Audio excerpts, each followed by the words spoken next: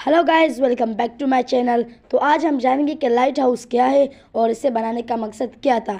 देखने से पहले लाइक करें, अगर आप चैनल पर नए हैं तो चैनल को सब्सक्राइब करें।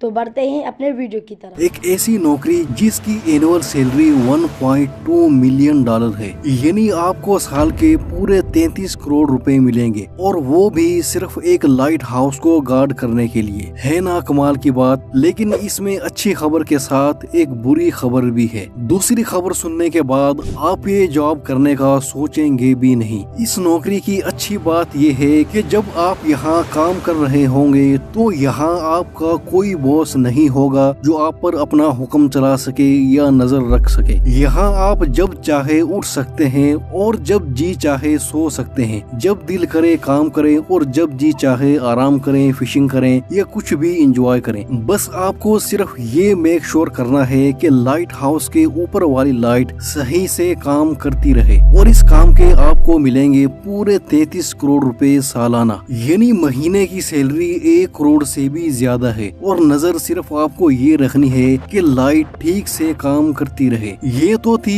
इस नौकरी की मीठी मीठी बातें। अब जरा कुछ कड़वी बातें भी कर लेते हैं। कड़वी बात ये है कि जुमान लाइट हाउस को गार्ड करना दुनिया की सबसे खतरनाक नौकरी है, क्योंकि ये समंदर के बिल्कुल बीचों बीच लोकेटेड है। अगर आप भी इस नौकरी के लिए अपनी सीवी भेजने का सोच रहे हैं तो इससे पहले ये बात जरूर जान लें जो अब मैं आपको बताने जा रहा हूँ। पहली बात तो ये है कि यहाँ आप बिल्कुल अकेले और तन्हा होंगे, और यहाँ आपसे बात करने वाला कोई भी नहीं होगा। यहाँ तक तो फिर भी कुछ ना कुछ गुजारा किया जा सकता है, लेकिन सबसे खतरनाक बात तो ये है कि इस एरिया में खतरनाक समुद्री तूफान उठते रहते हैं, और इन तूफानों की लहरें कई मीटर तक ऊंची होती हैं। ये इतनी ऊंची होती हैं कि टावर तक पहुंच जाती हैं। इसी वजह से यहाँ जान जाने का खतरा हर वक्त बना रहता है। ये तस्वीर एक रेस्क्यू ऑपरेशन के दरमियान ली गई थी। इसमें क्लियर तौर पर देखा जा सकता है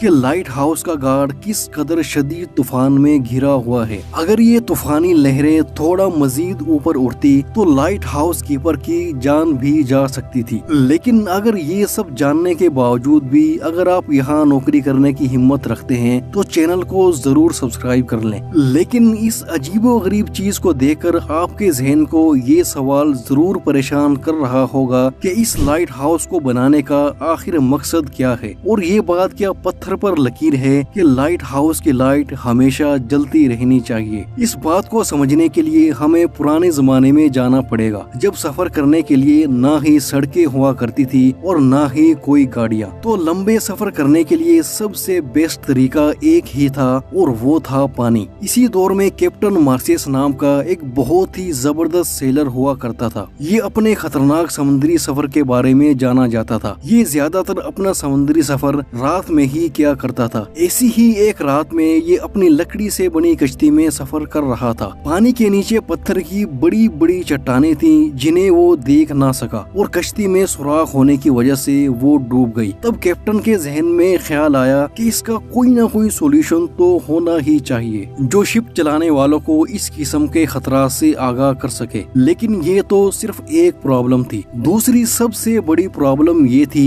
कि पुराने जमाने में जब सेलर खुले समुद्रों में सफर करते थे तो इनको कुछ भी नहीं पता चल पाता था कि अगली जमीन कितनी दूर है और वहाँ तक पहुँचने का रास्ता कौन सा है। जीपीएस या कोई भी एडवांस सिस्टम न होने की वजह से नेविगेशन इस दौर में दुनिया का सबसे बड़ा मसला था। ऐसा कोई एडवांस सिस्टम नहीं था जो सेलर्स को गाइड कर सके। इसीलिए इन सेलर्स को दिन में सूरज और रात को सितारों पर रिलाय करना पड़ता था। नेविगेशन की सही इंफॉर्मेशन न होने की वजह से किन मुश्किलात और मुसीबतों का सामना करना पड़ता था, इसका अंदाजा आप इस बात से लगाएं कि एक दफा कैप्टन अपने क्रू के साथ पैसिफिक ओशन क्रॉस कर रहे थे तो रात में आसमान पर अचानक घने बादल छा गए, जिससे वो सितारे छुप गए जिन्हें देखकर ये रास्ते का पता लगा रहे थे। साथ ही समंदर में बहुत तेज तूफान भी आ गया, जिसकी वजह से ये लोग अपना रास्ता भटक गए और खुले समंदर में खो गए। कैप्टन और इनके क्रू के पास ना तो कुछ खाने के लिए बाकी बचा था और ना ही कुछ पीने को। भूख प्यास की वजह से बहुत सारे क्रू मेंबर्स अपनी जान की बाजी हार गए और कैप्टन बड़ी मुश्किल से जमीन तक पहुंच पाए। यहीं से लाइट हाउस की शुरुआत हुई। इजिप्ट में मेडिटेरियन सी के साथ ही एंशिएंट सिटी ऑफ एलेक्जेंड्रिया था और वहाँ का रूलर पेटालमी नाम का एक शख्स था। उस दौर में ये किंगडम ट्रेडिंग के लिए बहुत ही जबरदस्त जगह मानी जाती थी। दूर दूर से शिप्स ट्रेड के लिए यहाँ आते थे। लेकिन इस किंगडम के रूलर के लिए एक मसला काफी टाइम से सर दर्द बना हुआ था। मसला ये था कि शिप्स को शहर के किनारे तक पहुँचने के लिए जहाँ से गुजरना पड़ता था वहाँ पानी के नीचे पत्थर की बड़ी बड़ी चट्टानें थी। जब ट्रेड के लिए आने वाले शिप रात के वक्त इस जगह से गुजरते तो पानी के नीचे मौजूद नोकदार पत्थर उनमें सुराख कर देते और शदीद नुकसान कर देते थे, जिसकी वजह से ये शिप्स डूब जाती और ट्रेड के लिए आने वाला सामान भी जाया हो जाता, जिसकी वजह से किंगडम की इकोनॉमी को काफी ज्यादा नुकसान पहुंच रहा था। इस मसले का हल निकालने के लिए किंग पेटालमी ने उस दौर के सबसे फाइनिस्ट और एक्सपर्ट आर्किटेक्चर सोस्ट्राट्स और सेनीडेस को बुलवाया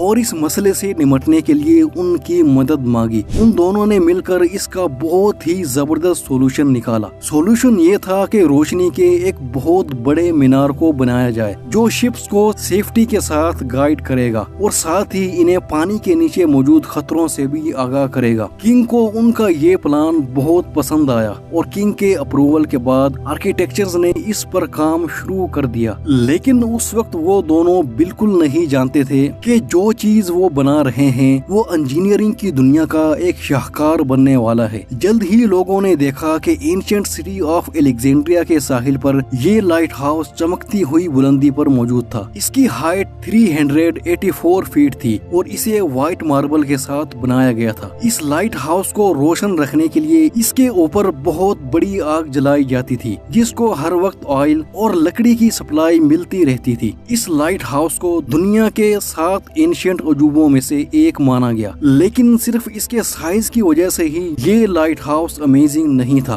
बल्कि इसका डिजाइन भी एक जीनियस आइडिया था। सोस्ट्राट्स ने लाइट को और ज्यादा बढ़ाने के लिए मिरर और लेंस का सिस्टम भी बनाया था, जिसकी मदद से कई किलोमीटर दूर जहाज भी इसकी रोशनी को आराम से देख सकते थे। जैसे ही लाइट हाउस बना और इसकी खबर फैली तो दूर दराज के सेलर्स ने सुकून का सांस लिया। अब उन लोगों को इस लाइट हाउस की वजह से एलेक्जेंड्रिया के पास पथरीले पानी को नेविगेट करने की जरूरत ही नहीं पड़ती थी। दुनिया का ये पहला लाइट हाउस सेलर्स के लिए एक सेफ्टी का सिंबल बन चुका था और फिर यहाँ से लाइट हाउस का कॉन्सेप्ट पूरी दुनिया में फैल गया। पहले तो ये लाइट हाउस समंदर के साहिल पर ही बना करते थे, लेकिन जब वक्त गुजरा और पूरी दुनिया में समंदर के जरिए ट्रेड बहुत ज्यादा बढ़ गई तो समंदर के जो बिजी ट्रेड रूट थे जिनके दरमियान में जहाँ पर पानी में पथरीली चट्टानें मौजूद थी, वहाँ से गुजरने वाले शिप्स की सेफ्टी के लिए इन जगहों पर भी लाइट हाउस बनना शुरू हो गए थे।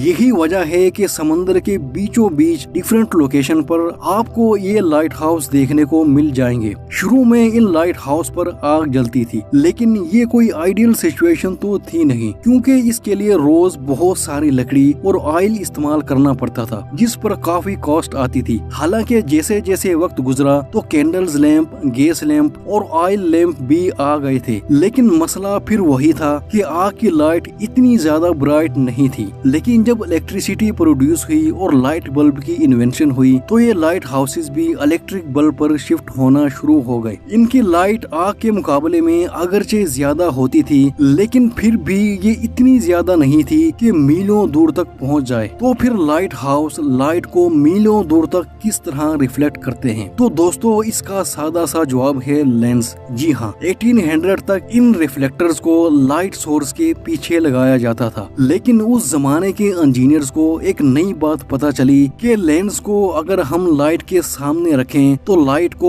और ज्यादा फोकस किया जा सकता है। लेकिन इसमें मसला ये था कि जितना लेंस मोटा होगा उतनी ही लाइट कम होगी। शायद ये मसला ही रहता, लेकिन यहाँ पर एंट्री होती है फ्रेंच इंजीनियर फ्रेस्नेल की। उनके पास जबरदस्त आइडिया था। उन्होंने लेंस को एक तो बारीक कर दिया और दूसरा उसके डिजाइन को इस तरह मॉडिफाई किया कि सारी लाइट एक ही पॉइंट पर फोकस कर रही थी। इस तरीके से फैली हुई लाइट को एक ही सिंगल डायरेक्शन में भेजा जा सकता था। आज ज्यादातर लाइट हाउसेज में फ्रेशनल लेंसेज का ही इस्तेमाल होता है। इस इन्वेंशन ने लाइट हाउसेज को अप टू डेट कर दिया और अब लाइट को मीलों दूर से भी आराम से देखा जा सकता है। और इसी तरह इन लाइट हाउसेज की मदद से शिप्स को खतरे का पता चल जाता है। वीडियो के शुरू में मैंने आपको जो नौकरी बताई थी वो यही लाइट हाउस होते हैं, जहां रहने के लिए आपको 33 करोड़ रुपए मिल सकते हैं। अगर आप भी ये नौकरी करना चाहते हैं तो कमेंट